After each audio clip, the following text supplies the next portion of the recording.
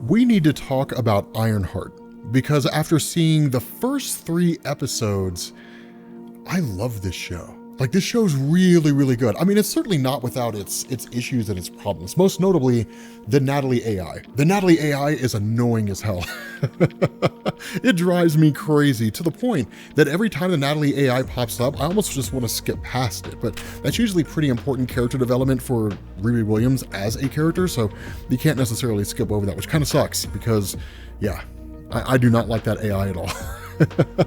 But yeah, I mean, let's not to be negative Nancy's, right? I mean, anybody can crap on something, right? I mean, let's talk about the things that I liked about it, or the things that I thought were really, really cool here. So first things first, let's talk about Parker Robbins. I love the character of Parker in the show. He's so cool. And I really love that they carried over Parker as a character from the comics into the show in terms of his depiction. For those of you guys who are not familiar with Parker Robbins, and we can cover the origin if you guys are interested, you know, in that whole thing. And it's part of the Marvel Max line in 2002. Joshua Williamson, I think, wrote Hood #1, which kind of gives you the story of his character, right? How it all kind of kicks off. And he ends up attaining a hood. And it's not until New Avengers Volume 1, issue number 46 from Bendis, as part of Secret Invasion, that you find out that the hood is essentially from Dormammu, right? That it gives him a small portion, and I mean like small portion, of Dormammu's power, right? It basically allows him to manipulate magical energy. And then over the course of Marvel's time, when he learns about magical powers and becomes a part of that side of Marvel Comics, he's done all kinds of things, right? He's attained some of the Infinity Stones, I think like 3 of the Infinity Stones, including the Reality Stone. He's wielded the power of the Ghost Rider, the Spirit of Vengeance, but through all of that, he's never quite been the guy. Right? He's not really anyone's particular villain. He's not a Spider-Man villain or an X-Men villain. I guess you might be able to say he's more of an Avengers villain than anything else, but he's just kind of a general villain in Marvel that's always trying to get some measure of respect. And I love that they carry that over into the show, right? That conversation between Parker Robbins and Riri, right? Where he says, you know, before I had the hood, I was a nobody. And now that I have the hood, I'm somebody. Speaking of which, I mean, I think it's pretty obvious at this point in time, context clues and all that. He clearly sold his soul to Mephisto, right? He made a bargain with Mephisto. Now, the reason why I say he sold his soul is that for those of you guys who are unfamiliar with Mephisto in Marvel Comics, his deals are always duplicitous. And I'll talk about what that would mean for the character of Riri here in a second, because I'm pretty sure I have a solid idea, as I imagine most of you guys have a solid idea on like how that whole scenario with Mephisto is going to unfold. But in essence, Mephisto will appear to you in a time of need, and he'll say, you know, I can give you what you need to survive, right? Let's say, for example, you're walking through the desert and you need water, right? Mephisto will appear to you and he'll say, hey man, I can give you water, right? But there's always a catch to that, right? Maybe the water that he provides you is always just out of reach. You can never quite get to it. It's there. Technically, he made it appear. You just can't really access it. Or maybe the water that you drink makes you even more thirsty than you were before. You can never satisfy your thirst. And then when the time comes that you die by whatever means those happen to be, right? Whether because of the trap that he set you in or some other event that transpires, some final destination type stuff, you'll go to his realm, right? He will take your soul and he'll have it for all eternity. And so when it comes to that kind of thing, unless you really know what you're doing, you don't know that you're selling your soul to Mephisto.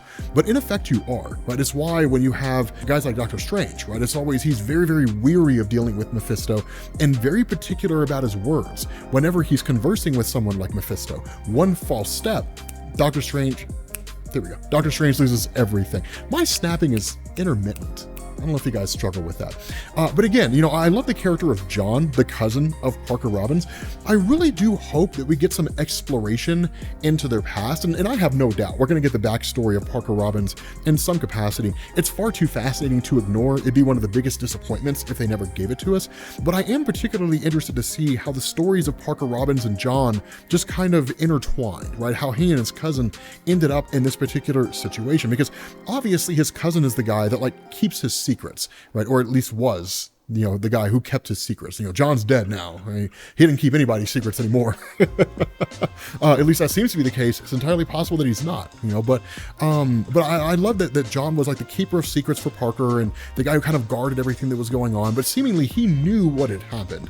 He knew what had gone on, but something seemed to transpire that set them on that path in the first place, and I can't wait to find out what that is. For the other characters, right, who were part of Parker Robbins' crew, I mean, they're fine for what they are, I guess. this. I mean, they're not really there to do anything other than, I think, to establish what Parker Robbins' motivation is and why he does what he does, and that's really it, right? To kind of bring Riri Williams in and almost lead her down this path of replacing Eric Andre, right, of course, and allowing her story to unfold, right? So whether they're necessary or not, I don't know, your mileage varies on that opinion. I do think that the Ezekiel Stain plot is really, really cool. If you go and you read Five Nightmares from Matt Fraction or Kieran Gillen's Secret Origin of Tony Stark, the whole idea behind Kieran Gillen is really, really fascinating, right? Because in the comics, if I remember correctly, and I could be wrong about this, I need to specify that ahead of time, but if I remember correctly, he basically became his dad. He was just a villain, right? Ezekiel Stain was never really a good guy. I do love what they're doing in the show where he doesn't want to be his dad. Now, clearly that plot thread is going to go in the direction of Riri basically teaching him, look, if you don't want to be your dad, that's fine, but running away from his legacy is not going to solve that problem. The best way for you to not be your dad is to help me, right? And become basically my ally, essentially.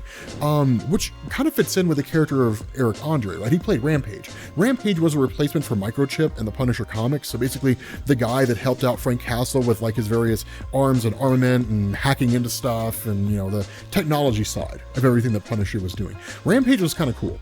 I mean, well, I guess sort of. I mean, he kind of sucked a little bit, but still, you guys get what I'm saying, right? That Ezekiel Stain would kind of become that side of Riri Williams to a degree, right? I mean, it's not necessarily as though she needs his help in particular. She is very, very capable, but I think that what you're seeing in the conversations between the two is that a lot of his ideas can actually help improve her own. And that brings me directly into Riri Williams' character, because she is so wonky in a lot of ways, but at the same time, she's in so many ways a mirror of Tony Stark, right? I mean, when you pick up with the show and how it all kicks off, there's some humanitarian efforts in what is it she's doing, right? The idea that she can basically use her knowledge and the technology that she develops in order to solve, first responder issues, because that clearly goes into her past experience with Natalie and I can't remember the guy's relation to her, if it was like her dad or like her uncle or whatever the case happens to be, right? But that whole situation unfolding when they were killed in a drive-by shooting. First responders probably weren't able to make it there fast enough or something like that. And so her devoting her time and energy to solving that problem is how she copes with her own past. It's very indicative of Tony Stark, right? Tony Stark was just this billionaire playboy who was a narcissist, just like seemingly Riri Williams is, that he didn't really care about anything other than achieving his own individual goals, which is where Riri Williams was at. She's kind of, to a degree, I think, using the humanitarian views to kind of mask maybe a little bit of narcissism. I mean, when you're that intelligent and you want to become a superhero, there's a little narcissism involved, right? To sit down and say, I alone have the ability to solve the world's problems. And I will never really sit down and ask myself the question, if the world's problems could be solved so easily, why haven't they been solved yet? Well, it's because I wasn't the one working on them, right? There's obviously a little bit of narcissism involved there. You kind of have to be a narcissist to be a superhero. But still, she's kind of masking that to a degree, but it does fit in with Tony Stark's views, right? That Tony Stark didn't care about anybody but himself until he was riding in that Humvee, and then suddenly all the explosions and the fighting went off, and he watched some soldiers die in front of his eyes, and he watched those individuals killed by the very weapons that he created, right? That was the whole plot point of Iron Man 1. It was his motivation to go from being this just guy who doesn't care about anybody but himself to becoming a superhero. What I also thought was really interesting in the show is that there's a point in the very beginning when Riri Williams talks about how Tony Stark was only Tony Stark because he had all the money in his possession. That's not an incorrect statement. I mean, it's not the whole statement. It clearly skips over, the intelligence of Tony Stark, but there is something to be said about some measure of accuracy in that, right? I mean, in Iron Man 1, Tony Stark goes to the cave with Jensen, or is taken to the cave with Jensen. He builds the Mark I, which was just this janky ass suit. I mean, you guys remember that thing? That thing was 8 kinds of janky. Now, he was able to build it, in a cave with a box of scraps, but still, right? It wasn't until he got back home and he was able to devote a huge amount of Stark Tech's resources to building Iron Man suits that he was actually able to build something that mattered, right? So had it not been for Stark Industries, then Tony Stark would have probably just been a Twitter user, right? Hashtag someone needs to fix this. And by someone, I mean someone else, right? I mean, he just would have been that kind of person, on a slacktivist, as it were. But such as it is, because of his resources, in addition to his mind, he was able to do a lot of stuff. Now, I think there is also the recognition that Tony Stark was incredibly capable, and I think there was a kind of respect that was paid to Tony Stark in that show, where she says, I want to continue the legacy of Mr. Stark. So it's not one of these things where she's just like, yeah, Tony Stark doesn't matter, right? I'm definitely smarter than he is, and and that kind of thing, and just gets carried away with herself. I could definitely see that rubbing people the wrong way. But I think those individuals who are rubbed the wrong way by that statement were kind of just selectively choosing things to be angry about, because the whole context clearly shows that she respects the intelligence, or respected the intelligence of Tony Stark, but at the same time wants to forge her own path. I think the similarities between herself and Tony are the idea that she's just going to go do it. Consequences be damned. And anybody who gets in her way, well, they just need to get out of her way and just let her do her thing, because she clearly knows the right path to take. I think that was very much evidenced in the conversation she had in the beginning when she was talking to the dean or whoever it was, right? Just extend my grant, for like another year. And it's like, well, I mean, look, you've literally been you've been selling cheat codes to college, essentially, right? We can't just skip over that because you're really, really smart. And I think that was a cool thing, right? It was reality smacking her in the face. In the same way, reality hit Tony Stark in the face when he was riding in the Humvee. I think that her being taken away from that whole MIT environment and being thrown into Chicago was a great idea, because I think one of the worst things they could have done is to craft this narrative where she's incredibly intelligent, she's incredibly capable, but like a professor at MIT doesn't like her because he was a friend of Tony Stark, and he'll be damned if Tony Stark's going to be disrespected by some. No, that would have been just a total travesty, and that would have just pissed everybody off to no end. Such as it was, by removing her from all of that and giving us her backstory and throwing us into Chicago and putting her in this situation where she's kind of there with Parker Robbins and not really operating as a traditional superhero, which is to say, not really saving anybody. It takes that element of Tony Stark's history, right?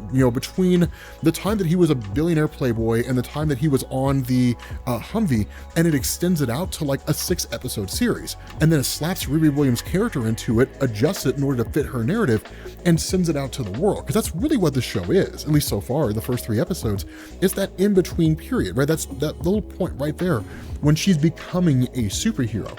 So I don't necessarily know if I would hold it against the character that's like, well, she hasn't really saved the life of anybody meaningful yet. Well, I mean, sure, she hasn't quite figured out she's not the center of the universe yet, but she's getting there, and so I get where that kind of criticism comes from, right? Like in his first outing, Tony Stark was pissed off about Jensen's death and then immediately went on a kind of mission to save innocent people once he became Iron Man. But again, I think that that's one of the great things about the show is they're not exactly trying to retread the story of Tony.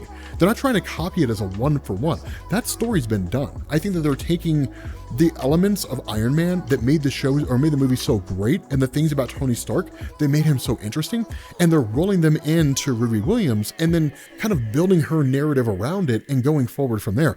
And I love the way that it's done. I love the way that it's handled. Now, to that point about Mephisto and kind of how I think that whole story is going to unfold. I mean, clearly the death of Natalie and again, the death of that guy is a huge unresolved part of her history, right? A kind of trauma that she never came to terms with. So much so that at the end of the 3rd episode, she experiences a panic attack, right? When she's kind of forced to face the reality of that situation. That's where I think Mephisto is going to come into play. That I think Mephisto is going to pop up and say, look, I can bring Natalie back and I can bring him back. I can bring them back for you, right? And then he's going to ask for something in return. And it's going to be a very significant temptation for Riri Williams. I think the evolution of her character, the death of Ho Jensen, so to speak, for her character is going to be her declining that, accepting that Natalie's gone, right? Deleting the Natalie AI after kind of saying goodbye to Natalie and moving past that part of her life, and then working directly with Ezekiel Stain, who will essentially become a replacement for Natalie. And I wouldn't be surprised if Ezekiel became the AI in some capacity, right? If he dies, that he becomes the AI that kind of replaces Natalie in Riri Williams' suit. But the reason why I say that is because, again, it makes the most sense for her character. From the things that we've seen and how we've seen her story unfold, it's the most tragic event in her life. And it's the easiest thing for Mephisto to get his clutches in and take advantage of, right? And Marvel is nothing if not, a slave to formula, right? If they're not incredibly formulaic, right? And this kind of fits perfectly in line with the Marvel formula. I could be wrong, right? To preface this, I could be entirely wrong.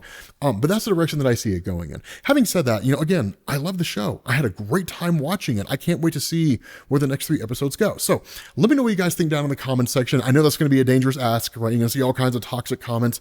Ignore those guys. Everybody else in their life does. But let me know what you think down in the comments section. Thank you all for watching, and I will catch you all later. Peace.